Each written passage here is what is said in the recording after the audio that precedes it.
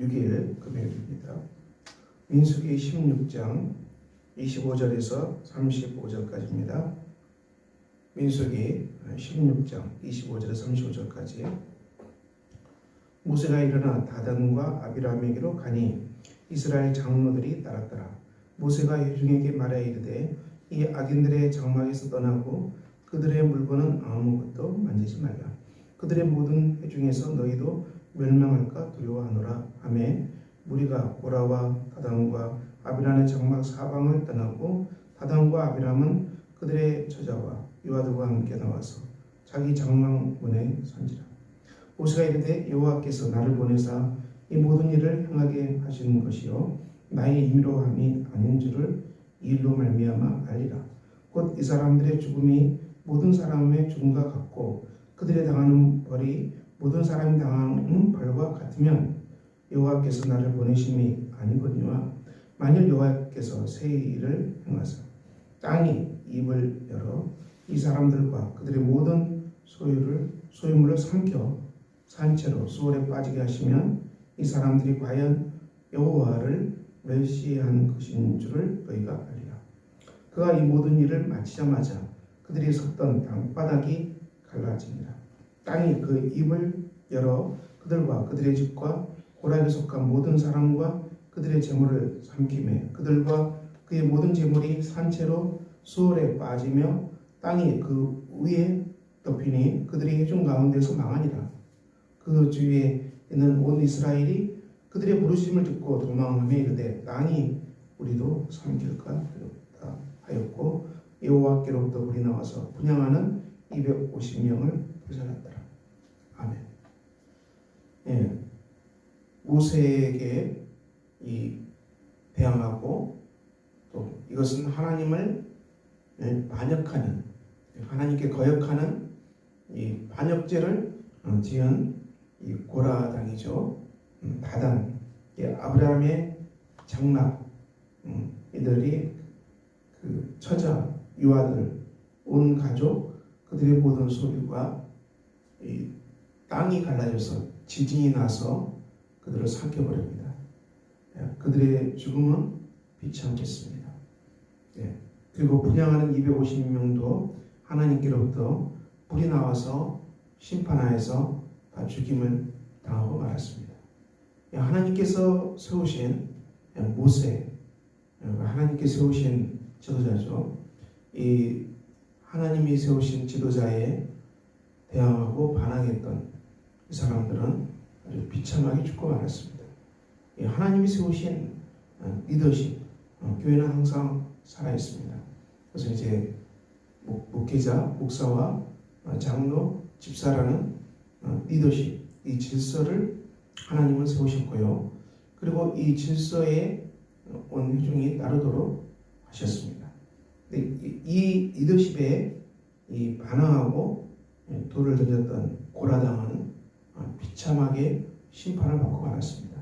이것은 바로 하나님을 거역하는, 하나님을 반역하는 행위가 되기 때문에 이들은 아주 비참하게 그의 삶이 끝나고 맙니다. 그의 가족들과 그의 소유물이 다 심판받고 말았습니다.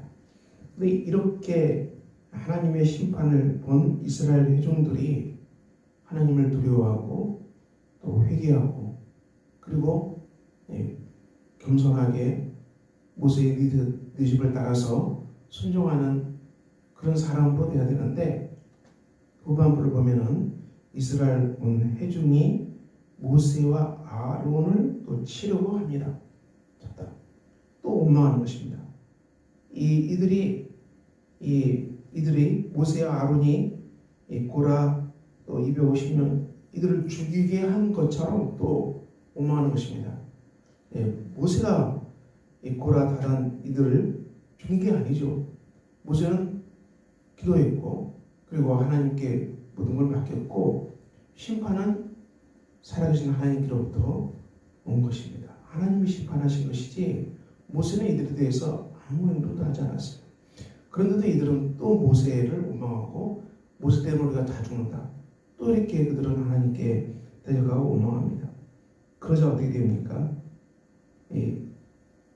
위기에 처한 것이죠. 모세와 아론, 그래도 소수입니다. 얼마 안 돼요. 2명, 3명밖에 안 돼요. 이스라엘 온 회중은 200만이 가깝습니다. 이들이 들고 일어난다고 생각해 보세요. 모세는 순식간에 죽고 말겠죠. 그 하나님은 또 위기상을 알고 이 연병으로, 전염병이죠. 질병으로 이스라엘 회중을 칩니다. 순식간에 이 연병, 전염병이 들어와서 전염병으로 사람들이 쓰러집니다. 그렇습니다, 여러분. 이 패스트가 얼마나 무섭습니까? 그리고 코로나가 얼마나 무섭습니까? 이것이 온 세계를 코로나를 강타했을 때 꼼짝 못하자는 이유가, 이들을 꼼짝 못하게 하는 것은 전염병밖에 없기 때문에 하나님께서 전염병으로, 연병으로 이스라엘 종을 심판하신 것입니다. 이것도 모세가 연병을 퍼뜨린 건 아니죠. 하나님의 심판이었습니다. 이 무서운 심판 앞에서 이 모세는 어떻게 합니까? 아론에게 속죄하라. 그들을 위해서 속죄하라. 그래서 아론이 이 죽어가는 이 사람들 위해서 서잖아요. 이스라엘 중에서 속죄를 하자 비로소 연병이, 전염병이 그치게 되고요. 이 원망 사건으로 말미암아 14,700명이 사망했습니다. 14,700명이 전염병으로 쓰러지고 말았습니다. 그제서야 온 회중이 잠잠하고 하나님 앞에 엎드리는 것이죠. 하나님께서 12지파에게 해당되는 지팡이를 다 가지고 와서 그래서 장막 안에 두라고 명령하십니다. 12지파를 지팡이를 다 가져와서 장막 안에 두었는데 아론의 지팡이에만 움이 나고 순이 나고 꽃이 피고 열매가 맺었습니다. 이 민수기 16장 이 후반절, 이곳은 그 광야에서 가장 어두울 때입니다. 광야에서 많은 사건이 있었는데요. 이때 고라당의 반역, 그리고 250명이 죽임당하고 또 온 회중이 반역하고 패스트로 쓰러져 죽는, 이것이 아마 가장 어두울 때죠. 이 광야에서 가장 어두울 때, 이스라엘의 죄가 아주 극난을 피우는 그럴 때입니다. 인간의 죄가 어떻다는 것을 말해주는 것이 이 본문의 사건입니다. 하나님께 반역하는 것. 죄의 중심은 무엇입니까? 아담이 하나님의 명령을 어긴 것이죠. 하나님께 반역하는 것입니다. 그런적으로 이 인간의 죄는 하나님을 향해서 등을 돌리는 것입니다. 하나님을 향해서 얼굴을 들고 나가고 찬양하고 나가는 것이 아니라 그 하나님이 밉다, 또 하나님이 원망스럽다, 그래서 등을 돌리고 돌아서 버리는 것입니다. 이것은 늘 땅의 문제, 양식이 먹을 것이 변변치 않다, 늘 이 땅의 것 때문에 돌아서고 마는 것. 이것이 비극의 시작이었죠. 그들에게는 적과 꿀이 흐른 땅이 약속되어 있었고, 그리고 하나님은 그리로 인도하시는 선하신 뜻을 가지고 있는데도 불구하고 그들은 늘 하나님을 오해하고, 하나님이 마치 광야에서 우리를 죽일 것처럼 늘 하나님을 향해서 믿지 못하고 신뢰하지 못하고 돌아서는 반역하는 이스라엘 백성들의 모습을 보게 됩니다. 여러분, 이 모습이 오늘날 인류의 모습입니다. 오늘날 이 모습이 보통 일반적인 사람들의 모습입니다. 우리가 이 땅에서 조금이라도 일이 잘 안 되면은 하나님을 원망하고 또 하나님이 세우신 지도자를 원망하고, 그렇지 않습니까?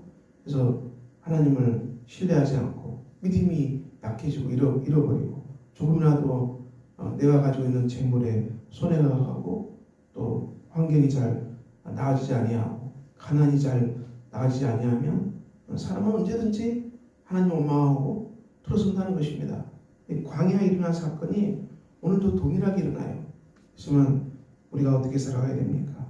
이 어마어마한 속에서도 하나님은 속죄의 은혜로 우리에게 오시지 않습니까? 그리스도의 십자가의 속죄의 은혜, 십자가의 사랑을 우리가 다시 두 손 들고 나아가서 십자가의 속죄를 바라봐야 되고, 거기서 죄가 용서함 받고 이 장막 안으로 들어가는 것이죠. 지성소를 말하죠. 우리가 하나님과 온전하게 소통하는 것입니다. 죄가 용서함 받고 사랑의 하나님께 다 나가서 전심으로 우리가 기도하는 것. 우리의 삶이 어려운 데도록 하나님, 제가 이것 때문에 참 견디기 힘드네요. 이렇게 기도하라는 것입니다.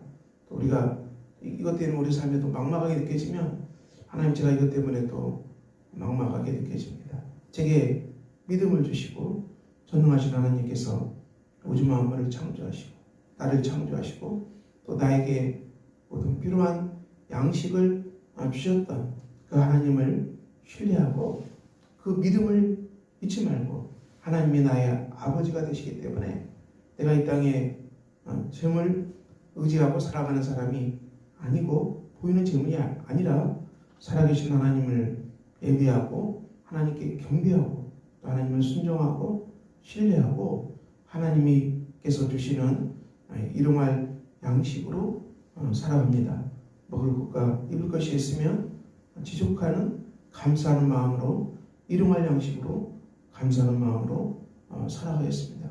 이것이 우리가 삶을 살아가는 태도죠. 하나님과 풍성한 신뢰 그리고 예배, 주님을 향한 찬양 그리고 간구, 기도, 늘 주님 앞에 나와서 엎드려서 기도하고 우리가 삶에서 가난하든지 부하든지 늘 하나님께 나와서 기도하고 우리의 형편이 좋아지든지 안 좋아지든지 늘 하나님 앞에서 나와서 기도하고 엎드려서 하나님의 얼굴을 구하라는 것입니다. 이 광야의 법칙이죠. 그럴 때 우리의 이 죽은 지팡이, 죽은 삶처럼 보인 우리의 삶에 움이 나고 또 싹이 나고 순이 나고 그리고 또 어떻게 됩니까? 꽃이 피고 열매가 맺어진다는 것입니다. 이 엄청난 약속을 하나님께 주셨습니다.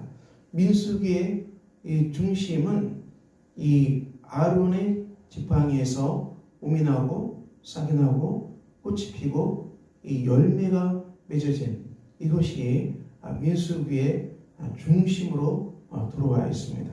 속죄와 그리고 부활의 생명이죠. 부활의 영생의 생명을 주시는 하나님의 약속으로 충만하다는 것을 광야에서 그대로 우리에게 보여주고 있습니다. 사랑하는 성도 여러분, 우리가 광야길을 걸어가는데요. 우리가 광야길에서 수많은 이스라엘 백성들이 하나님 원망하다가 죽었고요. 간음하다가 죽었고요. 하나님을 시험하다 죽었고요. 불평하다가 죽었어요. 이런 사람이 되지 말자. 사도 바울이 늘 우리에게 권면합니다. 너희가 이 감당하지 못할 시험을 당한 것이 없다.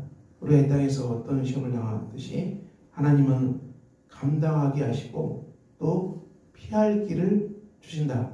반드시 피할 길을 내신다.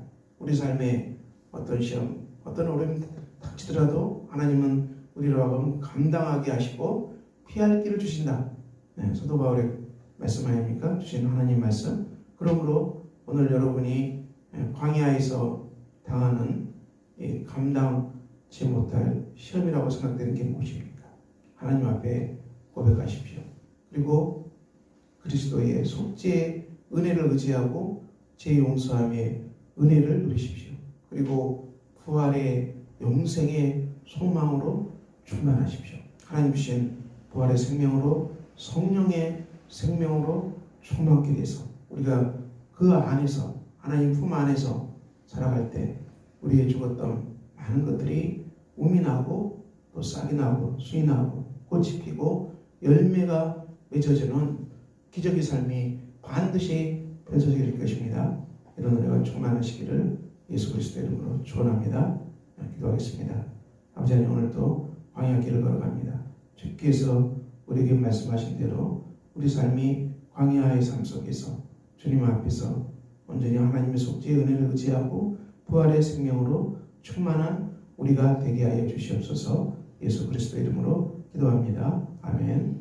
하늘에 계신 우리 아버지의 이름을 거룩하게 하시며 아버지의 나라가 오게 하시며 아버지의 뜻이 하늘에서와 같이 땅에서도 이루어지게 하소서. 오늘 우리에게 일용할 양식을 주시고 우리가 우리에게 잘못한 사람을 용서해 준 것 같이 우리 죄를 용서해 주시고 우리를 시험에 빠지지 않게 하시고 악에서 구하소서. 나라와 권능과 영광이 영원히 아버지의 것입니다. 아멘.